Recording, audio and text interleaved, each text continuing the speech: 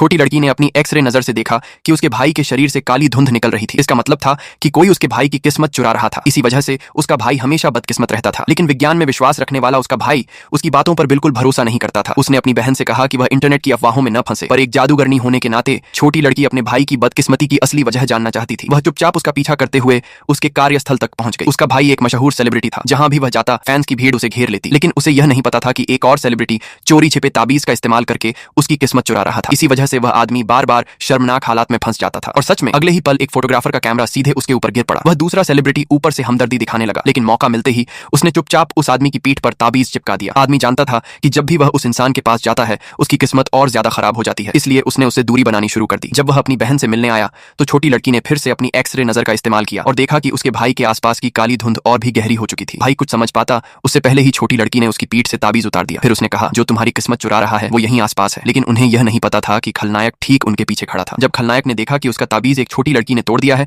तो वह हैरान रह गया। बाद में वह आदमी अकेले पहाड़ पर चला गया। जब खलनायक ने देखा कि लड़की उसके साथ नहीं है तो उसने फिर से एक और ताबीज से उसकी किस्मत चुराने की कोशिश की। अचानक तेज हवा चलने लगी और आदमी खुद को बिल्कुल असहाय महसूस करने लगा। इतना ही नहीं, एक सांप तेजी से उसकी ओर बढ़ने लगा। ठीक उसी पल छोटी लड़की वहां पहुंच गई और अपनी जादुई शक्ति से अपने भाई की रक्षा कर ली। भाई हैरान था कि वह बिल्कुल सुरक्षित कैसे है। तब छोटी लड़की ने कहा, मैं एक जादूगरनी हूं और मैं कभी तुम्हारे साथ कुछ गलत नहीं होने दूंगी। खलनायक यह देखकर आग बबूला हो गया कि उसकी योजना फिर से नाकाम हो गई। अपने भाई को उस खलनायक से बचाने के लिए छोटी लड़की ने उसे एक शुभ ताबीज दिया। अपनी प्यारी बहन को सामने देखकर उस आदमी की आंखें भर आईं। धीरे धीरे रात हो गई और छोटी लड़की सो गई। लेकिन खलनायक चुपके से उसके कमरे में घुस आया। उसे क्या पता था कि लड़की सोने का नाटक कर रही थी। वह जानबूझकर ऐसा कर रही थी ताकि अपने भाई को निशाना बनाने वाले दुश्मन को पकड़ सके। खलनायक अब भी घमंड में था, लेकिन उसे यह अंदाजा नहीं था कि लड़की कितनी शक्तिशाली है। छोटी लड़की ने आसानी से उसे हरा दिया। शोर सुनकर उसका भाई तुरंत वहां दौड़ कर आया और उसी पल उसे समझ आ गया कि उसकी बहन सिर्फ एक छोटी लड़की नहीं बल्कि उसकी किस्मत की असली रक्षक थी। आगे क्या होता है जानने के लिए चैनल को सब्सक्राइब करके कमेंट में पार्ट 2 लिख देना और वीडियो को